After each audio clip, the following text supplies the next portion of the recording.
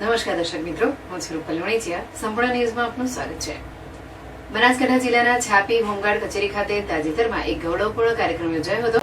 આ કાર્યક્રમમાં હોમગાર્ડ વિભાગના તાજેતરમાં લેવાયેલી એનસીઓઝ અને અધિકારી ટેસ્ટમાં સફળ થયેલા હોમગાર્ડ જવાનોને માનનીય હોમગાર્ડ જિલ્લા કમાન્ડર હિંમતસિંહ રાઠોડના હસ્તે રેન્ક એનાયત કરવામાં આવ્યા હતા. રેન્ક ધારણ કરનાર હોમગાર્ડ જવાનોમાં પીસી પાર્થકુમાર હર્ષદભાઈ બારોટ, પીએસ પ્રકાશપુરી ચંદનપુરી ગોસ્વામી અને એએસએલ પ્રહલાદભાઈ પ્રતાપજી પરમારનો સમાવેશ થાય છે. આ ઉપરાંત છાપી યુનિટમાં પૂર્વ ઇન્ચાર્જ એચજી બ્રહ્મભટ્ટ તેમજ અધિકારીઓ દશરથભાઈ ડી પરમાર અને દિલીપભાઈ આર સોલંકીને તેમની સેવાઓ માટે વિદાય આપવામાં આવી હતી. છેલ્લા 5 વર્ષમાં નિવૃત્ત થયેલા અન્ય હોમગાર્ડ જવાનોને પણ આ વિદાય સમારોહમાં સન્માનિત કરવામાં આવ્યા હતા.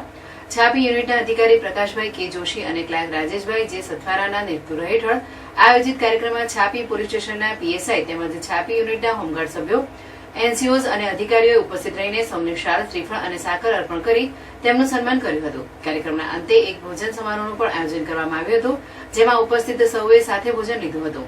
આ કાર્યક્રમ હોમગાર્ડ વિભાગના સભ્યો વચ્ચે એકતા અને સન્માનની ભાવનાને વધુ મજબૂત બનાવનારો રહ્યો હતો.